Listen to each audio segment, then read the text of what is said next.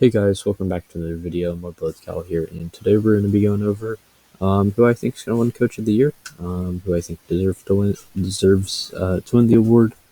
So without further ado, you can leave a like and subscribe on the video. Helps the channel out a lot, especially smaller channels like myself. And let's go ahead and get into it. So I've got 5 candidates here, which is 1/6 of the total amount of coaches in the NBA. So I think it's more than fair to 1/6 is a good amount of players to give, or I don't know. Basically, 1 out of 6. There's 5 candidates. I'm going to be going over all of them and what I think. So number 5, we have Nate McMillan, who took over a little later than mid-season for a underperforming Atlanta Hawks team. Who at the preseason point really looked to be going to be able to hit a groove, was a really deep team, and just was really underperforming. McMillan came in, got them right up to where they should be. They're the 5 seed now, whereas they were out of the playoffs before. And they're going to be playing a playoff series against the Knicks in Madison Square Gardens. So a really good job. Props to him. At 4, we have Taylor Jenkins, the coach of the Memphis Grizzlies, who defeated the San Antonio Spurs earlier tonight as I'm recording this. The Grizzlies are definitely a team where you look at the talent they have on paper, it's just without a doubt not enough to carry a team this far down the road into just being a playoff contender. I know they're in the play-in. They might end up making the playoffs. Probably not. I wouldn't favor them in a game against either the Lakers or the Warriors. Although it looks like it might be the Lakers Warriors with a 6-point lead, more halfway, 10 minutes into the quarter, as I'm recording this. So I think that, like, you look at the talent that the Grizzlies have on paper. You've got Ja, you've got Valanciunas, and then you've got Dillon Brooks, who's a good wing defender. And other than that, you don't have a lot. You've got a bunch of okay role players, and the fact that that's enough to that those players can propel you into just being a contender for the NBA playoffs. Really speaks to the great coaching Taylor Jenkins has done there, and hopefully the front office will be able to get him some more to work with, so Memphis fans can maybe have run out of title, because he's done a great job this season and last season in Memphis. At number 3, we have Quinn Snyder, the coach of the Utah Jazz, who of course have the best record in the NBA. And without a doubt, the Jazz have been phenomenal this season. It was a really smart executive decision by their front office last offseason to just bring everyone back and go at it again, which I thought was kind of dumb at the time, but the more I look at it, was really smart. To just have they signed nobody, they got rid of nobody. It's the same guys from last year, and they're performing like all hell. So really good job from Quinn Snyder.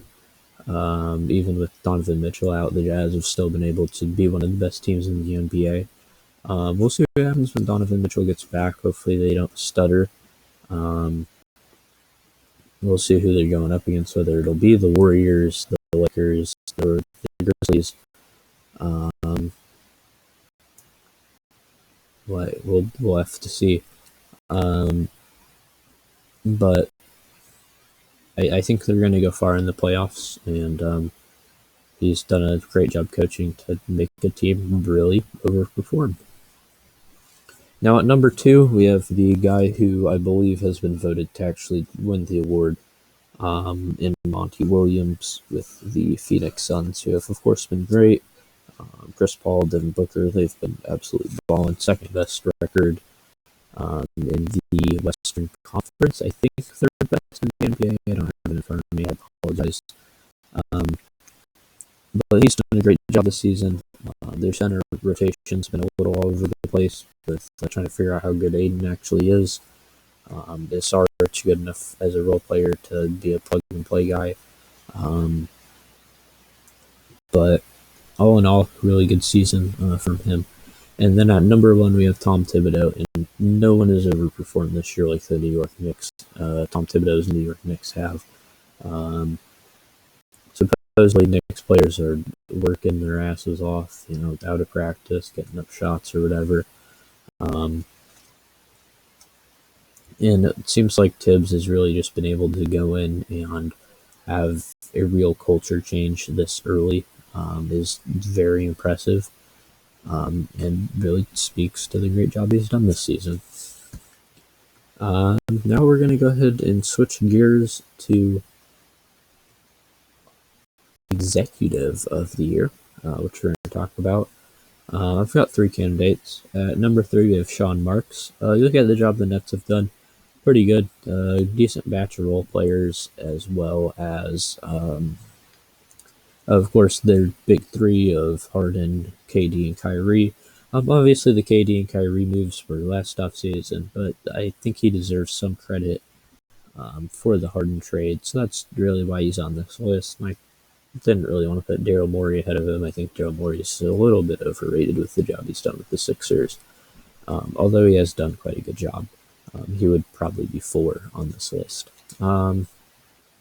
At number 2, we have Bucks general manager John Horst with a decent job, but really all he did was the Bobby Portis move and the Jrue Holiday trade, which look to be very good trades. The Bucks are still contenders; they're not getting ruled out.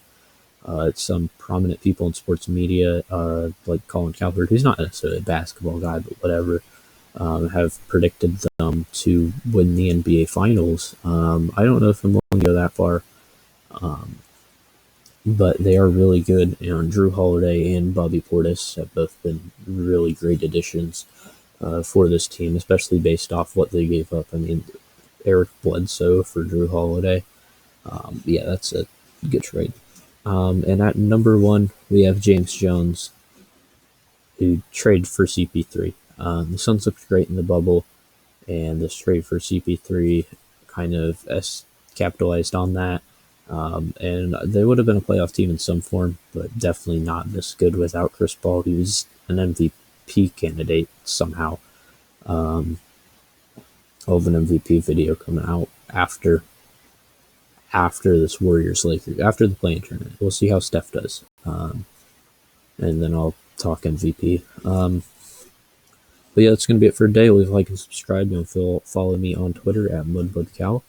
We should have more NBA play-in content out today, as well as this video, and maybe some series predictions tomorrow.